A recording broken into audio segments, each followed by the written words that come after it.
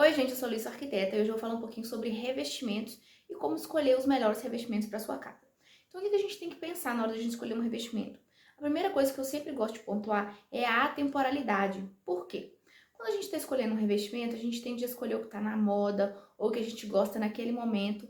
Mas a arquitetura, gente, é caro, a gente tem que pensar a longo prazo. A gente não pode se dar o luxo de pensar igual na moda, que você vai escolher uma roupa que está na moda e aí daqui a algum tempo você troca. Gente, para trocar um revestimento é muito caro. A gente precisa de muita mão de obra, a gente vai ter muito trabalho, a gente vai ter que tirar muitos móveis de casa. Senão, não é um tipo de reforma que você consegue fazer estando na casa, porque tá muita bagunça, muita poeira, tá? Então a gente tem que pensar muito bem na hora da gente escolher os revestimentos da nossa casa. Qual é o número máximo de revestimentos que a gente pode colocar no piso de uma casa, tá? A gente tem duas divisões na casa em relação a íntimo e social. Então, o que é essa divisão? O íntimo é aquela parte quartos, salas. Então, são ambientes que demandam mais conforto. Então, nesse tipo de ambiente, a gente tende a querer colocar madeira, tá? E nas áreas sociais, que a gente também pode chamar de áreas molhadas, que é cozinha, lavanderia, banheiro, nessas áreas a gente pode usar porcelanato, tá? Agora, em relação a esses dois revestimentos, como escolher a madeira e como escolher o porcelanato? Primeira coisa que eu gosto de pensar, a madeira é um revestimento que já está aqui há muito tempo, então a gente sabe que a madeira ela é atemporal, a gente pode escolher qualquer cor de madeira, é óbvio que certos tons de madeira vão ficar mais marcados de uma época do que a outra, não tem como fugir disso, gente, mas a madeira em si é um material atemporal. Agora, o que não é atemporal? Vinílico, piso vinílico não é atemporal. Porque quanto tempo tem que a gente conhece piso vinílico? Ele não tá aqui há muito tempo. A gente não usa ele há muito tempo. Então a gente não pode dizer que daqui a 5 anos esse tipo de revestimento não vai ser usado mais. Mas a madeira a gente pode dizer que ela vai ser usada daqui a 10, 20, 30 anos, tá? Então revestimentos que eu não gosto de usar. Piso vinílico, porcelanato amadeirado. Por que eu não uso porcelanato amadeirado? Por duas coisas. O vinílico ele tem mais sentido porque ele é um piso quente para uma área íntima. Mas o porcelanato amadeirado, ele é um piso frio que imita um material quente para uma área que deveria trazer mais conforto. Então, ele é um piso que não tem muito sentido, ao meu ver, tá? Então, eu não usaria porcelanato amadeirado nem piso vinílico para as áreas íntimas da casa, tá? A outra opção em relação às áreas molhadas, que são os porcelanatos, então o que a gente faz, como que a gente escolhe? Porcelanato, eu gosto de usar sempre liso, que não emite nada, pela mesma questão do quarto ali da madeira. A gente não sabe se esses porcelanatos que imitam mármores, eles vão ser atemporais, se daqui a 10 anos você vai olhar aquele revestimento e ele vai fazer sentido para você, vai fazer sentido na sua casa, ou os porcelanatos amadeirados também, porcelanato que imita granito. Hoje a gente tem muita opção de imitação, mas a gente não sabe se esse tipo de revestimento, eles são duradouros, não no sentido de qualidade do material, mas em questões estéticas, se daqui a 10 anos aquilo vai estar ultrapassado ou não. Então eu não uso revestimentos que são imitações. Porcelanato marmorizado não uso, granito, então todos esses que eu citei para vocês. Se a gente for escolher um porcelanato, eu gosto de usar os materiais lisos. E quais cores eu vou usar? Então, tons de off-white, bege e cinza, tá?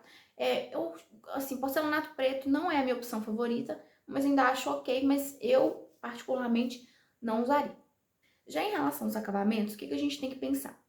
Quando teve aquela febre de porcelanato polido, hoje em dia ele ainda é usado, mas teve uma época que ele estava muito mais em alta.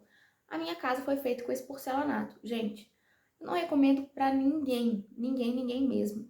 Não é um piso bom. Se você pisa ali, ele marca a pegada, qualquer tipo de cabelo que cai no chão, ele marca. O pano que você passa, ele marca. Então, ele é um piso que ele suja muito, ele tem muito mais dificuldade de manter ele limpo. Então, quem cuida de casa, a gente sabe que não é uma boa opção a gente dar trabalho para nós mesmos. Então, a gente tem que procurar facilitar a nossa vida. E não é o caso do porcelanato polido, além dele trazer uma frieza muito grande para dentro de casa. Então, o que eu gosto de usar? Eu gosto de porcelanato acetinado, tá? Então, porcelanato acetinado em tons de branco, bege, off-white e que não imitam nada, tá? Nesses tons de bege e off-white, eles tendem a ter uma textura ali, mas é para o revestimento não ficar 100% liso, tá? Não significa que ele está imitando um revestimento cimentício, tá? Agora, em relação aos tamanhos desse porcelanato, como que a gente faz essa escolha, tá? O maior porcelanato que couber no seu bolso. Como assim? A gente sabe que quanto maiores os porcelanatos, mais caros eles vão ser.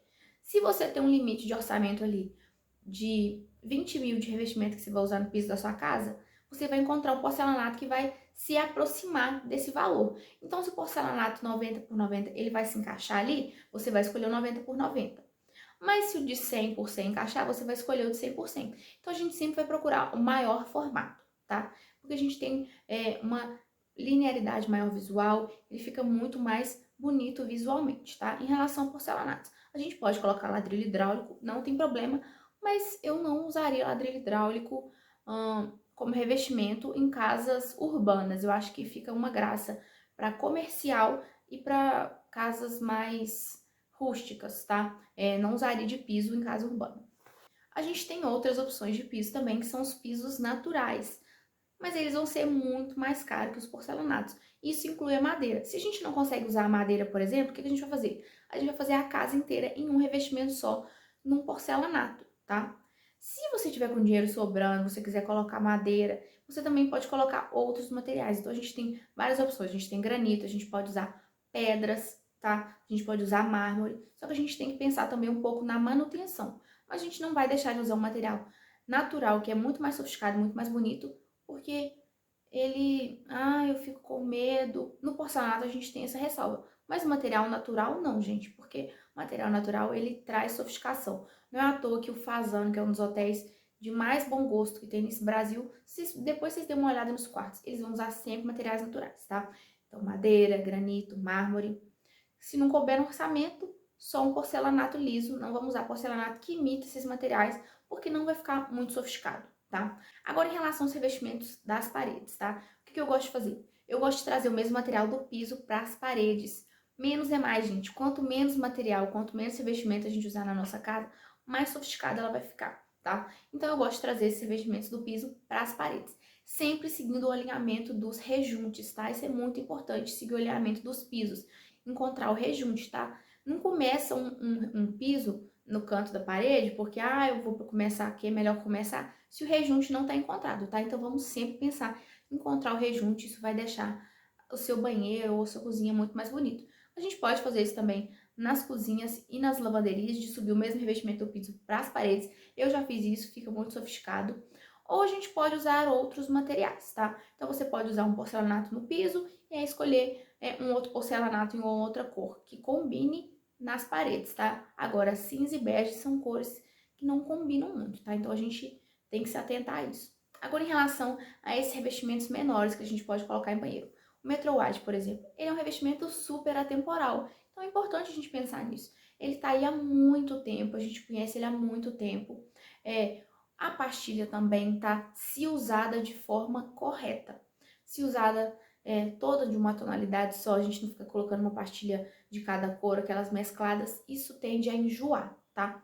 Agora, em relação às cores dos revestimentos, eu gosto de manter esses revestimentos em tons sóbrios. Por quê? Porque o revestimento é mais difícil de trocar. Então, se você coloca um banheiro rosa, pode ser que daqui a pouco você enjoe dele. Então, se você quer trazer o rosa para o seu banheiro, você traz em outras referências. Então, pode ser na marcenaria ou pode ser alguns elementos decorativos, tá? A gente pode trazer cor, mas o revestimento é melhor a gente manter ele em tons neutros, tá?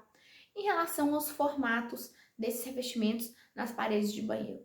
A pastilha é um ótimo revestimento, ele é atemporal, a gente conhece ele há muito tempo, mas a gente sabe que o rejunte ali, ele pode acabar acumulando sujeira. Hoje em dia a gente tem opções de rejunte que eles não acumulam tanta sujeira, mas é importante pensar nisso, né, gente? Porque a manutenção da casa é uma coisa que a gente tem que pensar na hora do projeto, porque quem vai limpar é a gente que vai saber o quanto que isso vai incomodar pra gente ou não, tá? Agora, qual paginação eu vou usar para escolher esses revestimentos? As paginações mais tradicionais. Quais são as paginações tradicionais? A paginação alinhada, aquela paginação de tijolinho que fica um desencontrado do outro. Posso usar escama de peixe? Pode, mas pode ser que você enjoe, tá?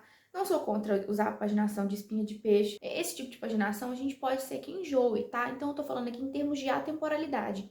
Não é incorreto você usar uma paginação de escama de peixe, por exemplo, mas eu prefiro as paginações tradicionais.